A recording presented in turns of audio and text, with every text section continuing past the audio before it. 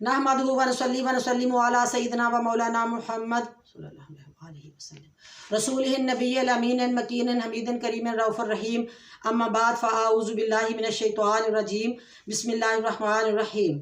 मुअज़्ज़ज़ नाज़रीनों सामीन गिरामी, अल्लाह रब्बुल इज़्ज़त के फ़ज़ल व करम और हज़ूर मदनी ताजदार सल्लल्लाहु अलैहि वसल्लम के नलान पाक के तसद्दुक़ से आज मेरा लेक्चर है हज़रत मुस्लिम बिन अकील के दो बेटों की शहादत। हज़रत मुस्लिम बिन अकील की शहादत के बाद इब्ने ज़ियाद ने शहर में मुनादी करा दी कि जो मुस्लिम बिन अकील के बच्चों को पकड़कर मेरे हवाले करेगा उसको इनाम दिया जाएगा, और ये भी ऐलान कर दिया कि जो इनको पनाह देगा उन्हें कत्ल कर दिया जाएगा। ये ऐलान सुनकर सारे कूफा में खौफ व हरास पैदा हो गया।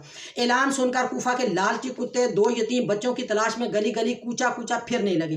काजी शरी जो आशिक रसूल भी था, मुहिब्बे अहले बैत भी था, उन्होंने ये ऐलान सुना तो बच्चों को गले लगाया और ज़ारो कतार रोने लगे। बच्चों ने पूछा, बाबा जी आप क्यों रो रहे हो? बच्चे भी बाबा जी से मोहब्बत करते थे।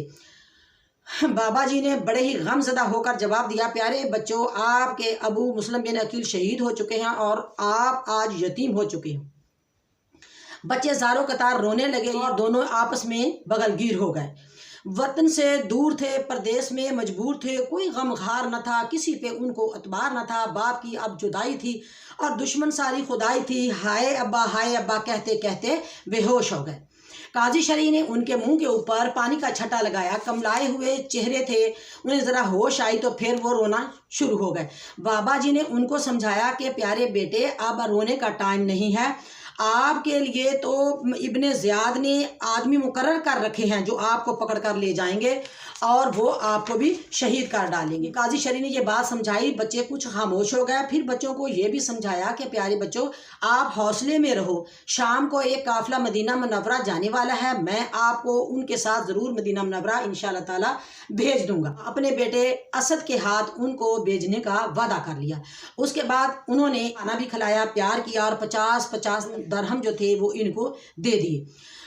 उनका बेटा असद जो था उसने इन बच्चों को उस काफिले के साथ मिला दिया। काफिला बड़ा तेज़ रफ्तार था, वो आगे निकल गया, बच्चे पीछे रह गए। काफिले की गर्दो गुबार थी, काफिला नज़र आना भी बंद हो गया। बच्चे मासूम थे, वो अपना रास्ता भूल गए। जब वो अपना रास्ता भूल जाते हैं तो एक जंगल आता है, एक खौफनाक जगह है, वहाँ वो बच्चे सहमे हुए बैठ जाते हैं। इतने में जो इब्ने ज़ियाद ने कुत्ते लालची सिपाही छोड़े हुए थे, उन्होंने उन बच्चों को पकड़ा और इब्ने ज़ियाद के हवाले कर दिया। अब इब्ने ज़ियाद के हवाले करने के बाद इब्ने ज़ियाद ने फिर मशकूर को कहा कि आप जेल के दरोगा हो, ये बच्चे जेल में बंद कर दो और ये बच्चे जो हैं इनका ख्याल रखना, इसे कोई भी जेल से लेकर न जाए। अब जो दरोगा मशकूर था वो मुहिब्बे अहले बैत था, आका का ग़ुलाम था। उसने जेल में बच्चों को प्यार भी किया, गोद में बिठाया, कदम चूमे, खाना खिलाया। रात के अंधेरे में जेल के दरवाजे से उसने निकाला। जब बिल्कुल सन्नाटा छा गया तो सन्नाटे में वो इन बच्चों को कादसिया की सड़क पे ले गया और कहने लगा कि बेटा ये रास्ता सीधा कादसिया को जाता है, वहाँ मेरा भाई शहर का कोतवाल है, यानी कई थानों का वो अफसर है, उसे जा मिलना, मैं और फिर तुम मदीना मुनव्वरा पहुंच जाओगे। बच्चे मासूम थे, सारी रात चलते रहे। उनकी तकदीर में खुदा ने शहादत ही लिखी हुई थी। वो जिस जगह पे उनको छोड़ा गया था वो दोबारा उसी जगह पर आकर फिर अंधेरे में खड़े हो गए। अब जब दोपहर हुई, वहाँ भूखे प्यासे बैठे हैं, एक चश्मा है, एक खजूर का दरख्त है, उसके पास वो बैठे हैं, उदास हैं। दोपहर का टाइम हुआ तो किसी के घर की एक कनीज़ जो थी वो पानी भरने के लिए वहाँ आई। उस कनीज़ को इस मुस्लिम बिन अकील के सारे हालात का पता था। कूफा में जो भी खौफ व हरास पैदा किया गया था उसका भी कनीज़ को पता था। कनीज़ भी बड़ी अहले बैत से मोहब्बत करने वाली थी। उसने उन बच्चों को प्यार किया, गले लगाया। बच्चे सहमे हुए थे, उसके पास भी नहीं जा रहे थे, एतबार भी नहीं कर रहे थे। तो एक बच्चे को उसने अपने उठा लिया, गोद में उठाया, और दूसरे बच्चे को उसने उंगली लगाई और वो अपनी मालका के घर ले आई। मालका भी बड़ी आशिक़ रसूल थी। उसने देखा कि ये हज़रत मुस्लिम बिन अकील के बच्चे हैं, ये नवासा रसूल हैं, ये प्यारे प्यारे फूल जैसे बेटे हैं। उसने अपने घर में, जैसा भी उसका घर था, उसने उस घर में अंधेरी कोठरी में उन बच्चों को सुलाया। सुलाने से पहले उन्हें खाना भी दिया, उनके जुल्फ़ें संवारी और उनको फिर पंखी से हवा भी देती रही और बच्चे खामोशी से सो गए। जब वो बच्चे सो रहे हैं, उधर इब्ने ज़ियाद को भी किसी ने बता दिया कि जो बच्चे आपने जेल में बंद करवाए थे, मुस्लिम बिन अकील के बच्चे, وہ تو جیل میں نہیں ہے، وہ تو مشکور نے یہاں سے نکال دیے ہیں۔ اب ابن زیاد نے مشکور کو بلایا، کہنے لگا او نمک حرامی، مسلم بن عقیل کے بچے کہاں ہیں؟ مشکور نے کہا وہ مدینے پہنچنے والے ہیں۔ ابن زیاد نے کہا تمہیں میرا ڈر نہیں ہے؟ مشکور نے کہا میں صرف خدا سے ڈرنے والا ہوں۔ ابن زیاد نے کہا ایسا کیوں کرتے ہو؟ مشکور نے کہا کہ وہ بچے یتیم تھے، بے کس تھے، میں نے اس لیے ان کو آزاد کر دیا ہے۔ مشکور پھر ڈٹ کر بولنے لگا یہ نبی کے نواسے ہیں، گلشن اہل بیت کے پھول ہیں، عطرت پیغمبر کے چشم و چراغ ہیں، غیر اسلامی حکومت کی حفاظت کے لیے تو خونی کھیل کھیل رہا ہے۔ غفلت کے پردے اٹھا اور اس بات پہ غور کر لے کہ ارأیت الذی یکذب بالدین، کیا آپ نے اس شخص کو نہیں دیکھا جو دین کو جھٹلاتا ہے؟ فذلک الذی یدعو الیتیم، تو یہ وہ شخص ہے جو یتیم کو دھکا دیتے ہو تم، یہ ان کا حق جو ہے انہیں ملنا چاہیے۔ آپ اس بات پہ غور کر لو اور غفلت کے پردے جو ہیں وہ اٹھا لو۔ پھر اگر آپ اتنے اندھے ہو چکے ہو تو اگلی آیت مقدس سورہ شورى کی 23 آیت کی طرف ہی توجہ کر لو کہ نبی پاک صلی اللہ علیہ وآلہ وسلم نے یہ بات فرمائی ہے اللہ تعالیٰ کے حکم سے، قُلْ لَا أَسْأَلُكُمْ عَلَيْهِ أَجْرًا، فرما دیجئے کہ اس تبلیغ و رسالت پر کوئی اجرت نہیں مانگتا، یعنی آقا نے فرمایا میں جو کچھ آپ کو دین دے رہا ہوں میں کچھ نہیں اس کے عوض میں مانگ رہا، إِلَّا الْمَوَدَّةَ فِي الْقُرْبَى، مگر میری قرابت اور اللہ کی قرابت سے محبت چاہتا ہوں۔ ظالم ابن زیاد اس پر ہی غور کر لے کیوں اندھا ہو چکا ہے، اپنی غفلت کے پردے اٹھا اور ان معصوم بچوں پہ ترس کر۔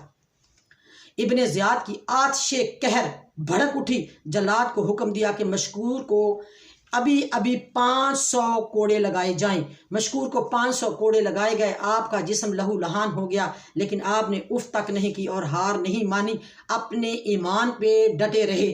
پھر ابن زیاد کو اور غصہ آیا کہ اب اس کا سر مقدس جو ہے وہ تلوار سے اڑا دیا جائے، آپ کا سر جو ہے وہ تن سے جدا کر دیا گیا۔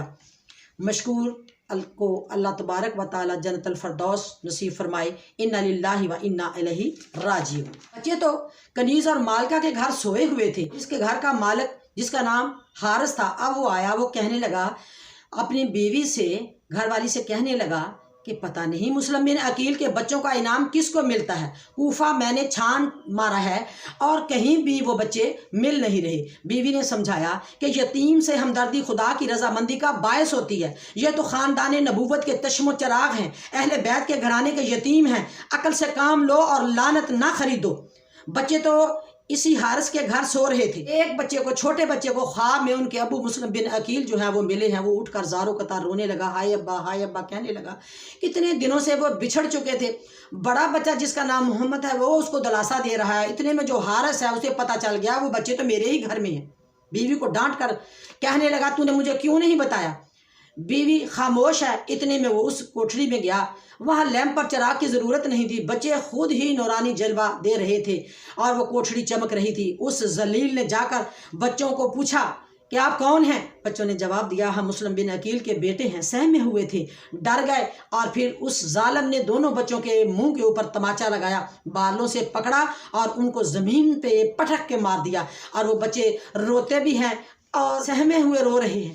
وہ حارث پتھر دل انسان تھا، حیوان ہو چکا تھا، وہ ان بچوں کو بالوں سے گھسیٹ کے ایک دریا کے کنارے لے گیا۔ کنیز اور مالکہ جو تھیں وہ بھی ان کے پیچھے ہیں، وہ بار بار یہ بات دہرا رہی ہے کہ اے پیارے بچوں، محمد اور ابراہیم اہل بیت کے پیارے پیارے پھول، کہ ہم کسی غلط سوچ کے ساتھ اپنے گھر میں نہیں آپ کو لائی تھیں، آپ خدا کے لیے ہمیں معاف کر دیں، یہ حارث آپ پہ ظلم کر رہا ہے، ہم آپ کی ہمدرد ہیں۔ بس وہ ایسے کہتی رہیں، ایک دریا کے کنارے لے گیا۔ ان دونوں بچوں سے پہلے ان دونوں عورتوں نے شہادت کا جام نوش فرمایا، وہ اس لیے ایک نے محمد کو اپنے سینے لگایا اور ایک نے ابراہیم کو سینے لگایا، وہ اپنا پورا زور لگا رہی ہیں، لیکن حارث ظالم نے ان سے دونوں بچے چھین لیے، اور پھر وہ جو مالکہ تھی اور وہ کنیز تھی، ان دونوں کا سر جو تھا وہ تن سے جدا کر دیا۔ انا للہ و انا الیہ راجعون۔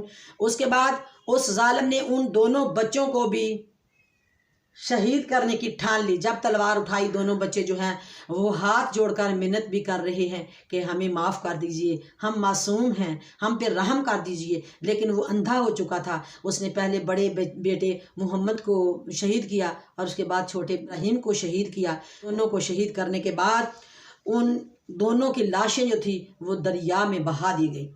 ڈوب کر نہر میں کوثر کے کنارے پہنچے، ڈوبے تو دریا میں ہیں، ڈوب کر دریا میں کوثر کے کنارے پہنچے، آئی حیدر کی صدا پیارے ہمارے پہنچے۔